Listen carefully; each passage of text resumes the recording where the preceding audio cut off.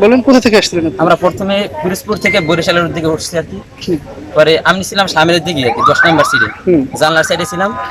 পরে গাড়ি এই যে নারকেল গাছের আগ পর্যন্ত আর কি, ওই জায়গায় আসার পরে সামনে মনে একটা বাস ছিল, ওই বাসের ইতে আর কি ব্রেক ফেল হয়ে গেছে গাড়ি। ড্রাইভার ওই গ্যাস জায়গায় তার গাড়ি সাইডে দিয়ে চলে গেছে গা, ড্রাইভার আগে গাড়ি সাইডে দিয়ে গেছে গা। আর গাড়িটা না ছাড়তো তাহলে আরেকটু ই করতে পারতো, কিন্তু গাড়ি সাইডে দিয়ে গেছে গা। পরে এই জায়গায় 5-6টা গাছ নিয়ে, এই যে নারকেল গাছ ছিল 2টা, কাঠ গাছ ছিল 5-6টা, সব গাছ নিয়ে একসাথে নামে গেছে।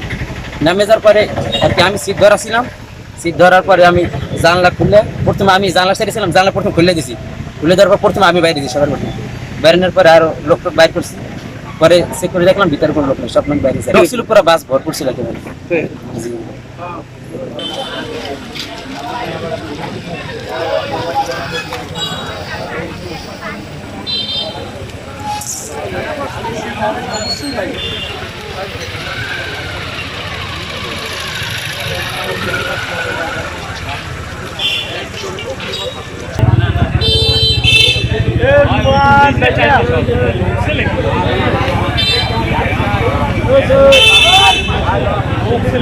মানুষ করতেছে পরে যাইয়া চারিদিকে মানুষজন লাফাইয়া পড়ছে, পড়ার পরে আজকে উঠাইলাম, লোকজন উদ্ধার হচ্ছে, গ্লাসটা ভাঙ্গিয়া পড়ে গেছে। কিভাবে বলবো পড়ছে তো আপনার গাছ ভাঙ্গিয়া, গাছ লইয়ে পড়ে। গাড়িটা পিরোজপুর থেকে আসছে, অনেক রাত চালাই আসছে, বাসের তাও দিয়া কাটতে উঠতে না পারিয়া নারকেল গাছ 2টা এবং কাপলা গাছ সহ নিয়ে পুকুরের ভিতর পড়ে গেছে, এবং বাসের গ্লাস ভাঙিয়া লোকজন উদ্ধার করা হয়েছে। লোনের মতো ছিল যাত্রী, ক্ষতি হয়েছিল? লোকজনের সামান্য ক্ষতি হয়েছে, তেমন কোনো মারাত্মক ক্ষতি হয়নি। কয়জন আহত হতে পারে? কত 10-12 জন লোক আহত হয়েছে। আসসালামু আলাইকুম, আমি Rajoir fire service officer Abdul Khalek. আমরা থানার ওসি কার্ড থেকে এবং 2.9 থেকে মোবাইলের মাধ্যমে সংবাদ পাই যে নৈকেটি পালের বাড়ির জায়গায় যাত্রীবাহী বাস পুকুরে পড়ে যায়।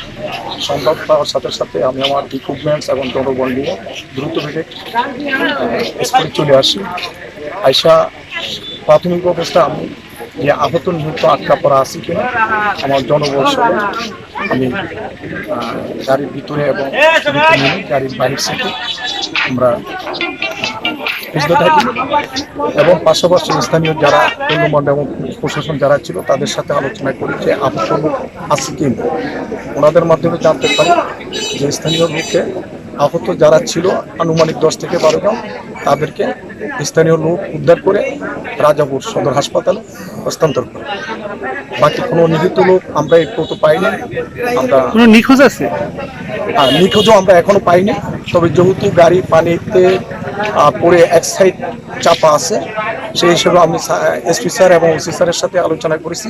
তাদের রেকার এনে যখন গাড়ি একদম ওই নিচের সাইড জাগাবে, পুনরায় আমরা আবার অভিযান পরিচালনা করব।